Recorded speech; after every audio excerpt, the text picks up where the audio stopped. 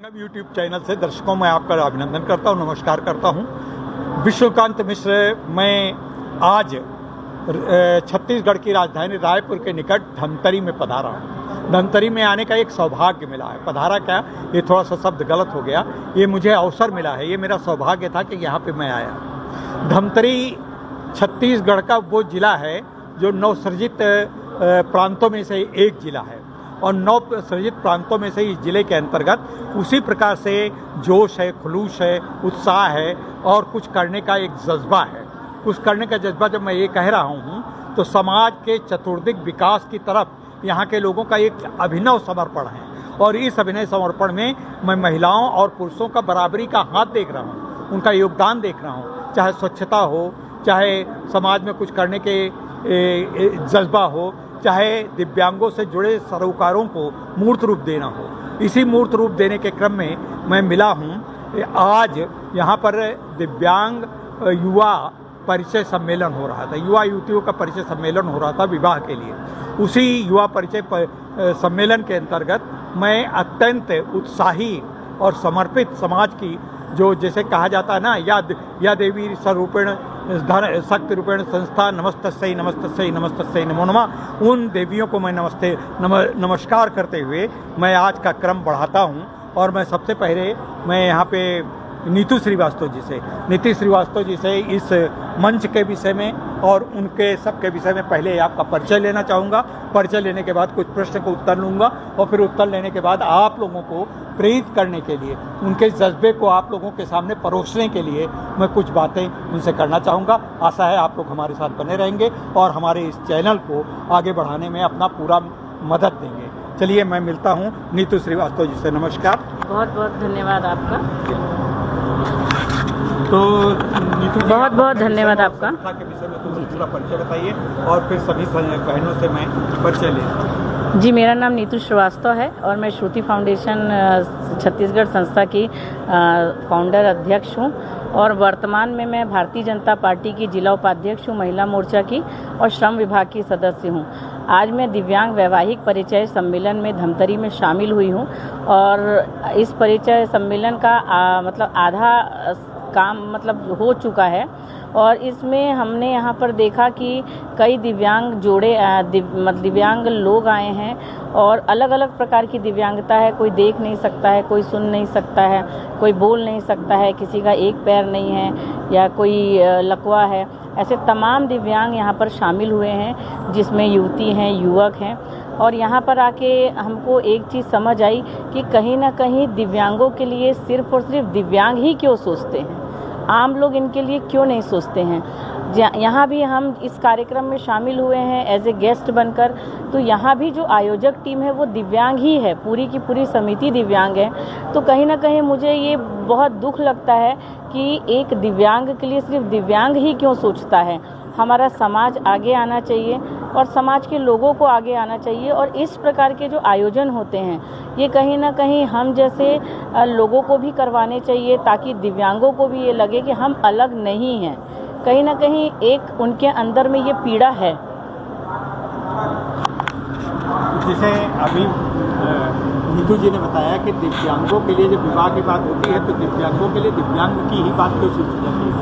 इस विषय पे मैं प्रश्न करूं उससे पहले मैं आपसे अनुरोध करूंगा कि थोड़ा अपना परिचय दें। नमस्ते, मैं अमिता घोष। मैं प्रोफेशनली एक एजुकेटर हूँ, टीचर हूँ। मेरा टीचर्स ट्रेनिंग एकेडमी है जहाँ मैं टीचर्स को ट्रेनिंग देती हूँ। समाज सेवा का जज्बा था, बचपन से ही था, इसलिए मैं श्रुति फाउंडेशन में एज अ संरक्षक, एज अ पैट्रन जुड़ी हूँ ताकि मैं कुछ काम कर सकूँ उनके साथ में।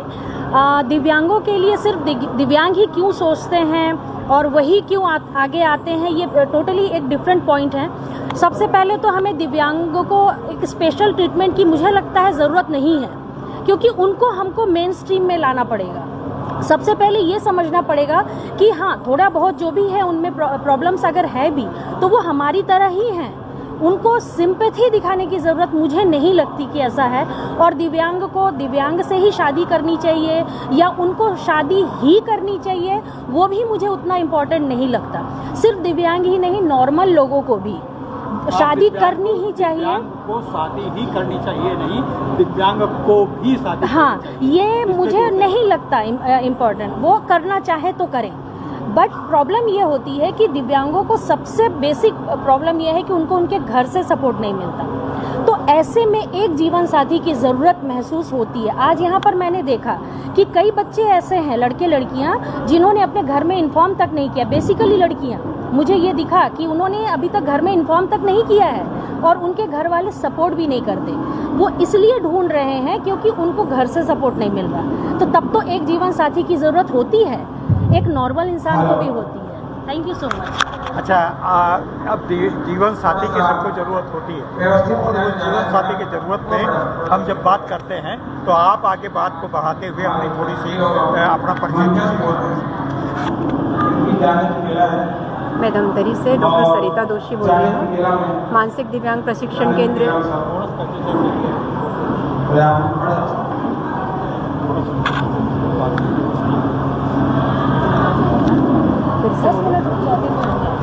मैं धमतरी से डॉक्टर सरिता दोषी बोल रही हूँ। आप सभी को मेरा नमस्कार। मैं मानसिक दिव्यांग प्रशिक्षण केंद्र सार्थक से 20 वर्षों से जुड़ी हुई हूँ और मैंने महसूस किया कि दिव्यांगता कभी भी हो सकती है, जन्मजात भी हो सकती है और ये किसी दुर्घटनावश भी हो सकती है। लेकिन हम सबका दायित्व सिर्फ ये होता है, मतलब बहुत ही महत्वपूर्ण दायित्व, कि हम केवल उनका मनोबल बनाए रखें, हर समय उनका आत्मविश्वास बनाएं, उनके व्यक्तित्व विकास की ही सोचें, तो वो कभी भी हमारे ऊपर डिपेंड नहीं रहेंगे और वो अपना खुद का रोज़गार करेंगे और कहीं न कहीं वो समाज के ऊपर भी एक अच्छा वो एक मैसेज देंगे कि वो खुद अपना काम कर सकते हैं। उन्हें जीवन साथी की आवश्यकता ज़रूर होती है। मुझे लगता है कि कभी भी व्यक्ति अकेला रहना नहीं चाहता। हम सामाजिक प्राणी हैं, मनुष्य हैं, तो हमें परिवार की भी ज़रूरत होती है, समाज की भी ज़रूरत होती है। तो हम लोग ज़रूर प्रयास करें कि उनका अगर उनकी एज हो गई है और उनके लायक जीवन साथी ढूंढने में हम सभी समाज वालों को प्रयास करना चाहिए, क्योंकि एक ये हमारा भी दायित्व बनता है कि हमारे परिवार में नहीं, लेकिन हमारे आसपास के परिवार में या हमारे समाज में कोई व्यक्ति दुर्घटनावश या किसी विपत्ति की वजह से इस संकट में आ गए हैं और निःशक्त हो गए हैं, दिव्यांग हो गए हैं, लेकिन ये उनका जीवन का एक संघर्ष है, उनके जीवन की चुनौती है कि उन्हें ऐसे परिस्थितियों से गुजरना पड़ा। लेकिन हम सभी को प्रयास करना चाहिए कि हम उनके जीवन को सुखी बनाएं, उनका भविष्य उज्जवल करें। धन्यवाद। सभी को प्रयास करना चाहिए कि उनके जीवन को सुखी बनाएं और उनका भविष्य बनाएं। आप मैडम अपना परिचय दें, उससे पहले मैं ये आपका प्रश्न उठाता हूँ ताकि आप प्रश्न के बाद, अपने परिचय के बाद उस प्रश्न का उत्तर भी देना चाहें। जैसे कि अभी आपने कहा कि दिव्यांगों को हमको सशक्त बनाना चाहिए। सशक्त बनाने में जब दिव्यांगों को सशक्त बनाने की बात करते हैं तो उनके जैसे व्यवसायिक पुनर्वास या व्यवसायिक सशक्तिकरण के साथ साथ क्या सामाजिक सशक्तिकरण की भी तो आवश्यकता है।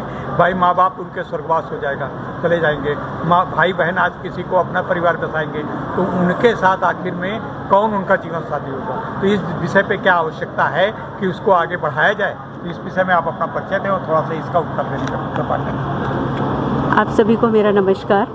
मैं प्रीति खरे, श्रुति फाउंडेशन छत्तीसगढ़ संस्था की जिलाध्यक्ष और महिला मोर्चा भाजपा की मीडिया प्रभारी। जैसा कि सर ने आपने क्वेश्चन किया है मेरे से दिव्यांगों के ऊपर, तो उनके तरफ से नहीं तो लेकिन जो आस पड़ोस है, परिवार यदि त्याग देता है तो उनके जो पड़ोसी हैं या फिर कोई समाज के द्वारा और कोई संगठन के द्वारा उनको हमको मोटिवेट करना चाहिए ताकि वो ऊंचे पद पर उठ सके, या फिर हम उनको स्वरोजगार देकर किसी तरीके से, मतलब वो अपने आप में निराश नहीं होने चाहिए कि हम दिव्यांग हैं तो हम मतलब नीचे हैं, डाउन पे है और आम आदमी तो ऊंचे स्तर पे है। उनको इस तरह का फील नहीं होना चाहिए।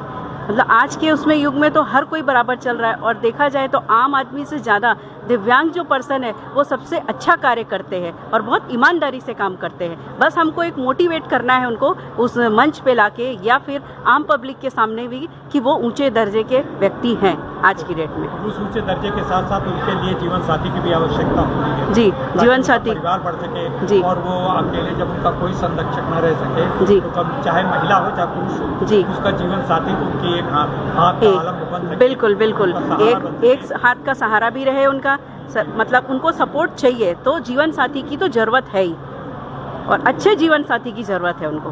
अच्छा, मैं आपसे प्रश्न पूछूंगा। मैं अपने विषय में बता दूं, मैं चूँकि होस्ट हूँ तो मेरी पत्नी जो है सकलांग है और वो वाइस प्रिंसिपल हैं। टीचर हैं, बहुत अच्छे टीचर हैं और सुंदर हैं और अपने में सक्षम है, पूरा आदर्श हैं, लोगों को प्रेरित करती हैं। तो क्या आप भी ये सोचते हैं कि दिव्यांगों को केवल दिव्यांग साथी ही चुनना चाहिए? दिव्यांग साथी के अलावा क्या सकलांगों को भी आगे बढ़ के आना चाहिए कि दिव्यांगों को अगर उनके उपयुक्त पात्र मिलता है तो उनका साथ निभाएं? क्या ऐसा आपका विषय में अपना परिचय दे पाएंगे? मेरा नाम है अनीता श्रीवास्तव, मैं दुर्ग जिला से आई हूँ और मेरे कंप्यूटर शॉप है, मैं हार्डवेयर इंजीनियर भी हूँ। कंप्यूटर शॉप है मेरा, मैं हार्डवेयर इंजीनियर भी हूँ और समाज से भी जुड़ी हुई थी। काय समाज में महिला मंडल की अध्यक्ष भी रह चुकी हूँ। मैं आपका जो प्रश्न है कि मतलब सकलांग तो बिल्कुल ये आगे मतलब विकलांगों का जीवन तभी सफल होगा जब हम सकलांग लोग आगे आएंगे और उनके सपोर्ट में। आपने कहा कि मिसेस करती है तो बहुत अच्छी बात है। हर एक मतलब सकलांग को आके एक दिव्यांग का सहारा बनना ही चाहिए। ऐसा नहीं कि दिव्यांग ही दिव्यांग का सहारा बने, सकलांग भी बन सकता है। जब अभी यहाँ मैंने देखा एक प्रत्यक्ष जो आके यहाँ बोले ना कि मैं किसी दिव्यांग महिला से शादी करना चाहता हूँ, तो बहुत अच्छी बात है। ये जब होगा तो इस टाइप का आज हम इस टाइप का सम्मेलन जो करना पड़ा सिर्फ दिव्यांगों के लिए, ये शायद कल भविष्य में ना करना पड़े। एक सकलांग अगर सामने आए इसका सेकंड राउंड करने से पहले मैं वाइंड अप करना चाहूँगा। वाइंड अप करने के पहले मैं एक बार सबसे एक अंतिम प्रश्न पूछते हुए इसको वाइंड अप करूँगा। मैं फिर एक बार नीतू जी से प्रश्न करता हूँ। आज का ये आयोजन रहा, आज के इस आयोजन में बहुत सारे दिव्यांग आए और उनका भी आप साक्षात्कार भी देख रही थी और दे भी रही थी और उनसे बात भी कर रही थी। आपको कितना लगता है कि इस प्रकार के साक्षात्कार प्रदेश ही नहीं दूसरे प्रदेशों में भी इस प्रकार के आयोजन किए जाने चाहिए? ये इस प्रकार के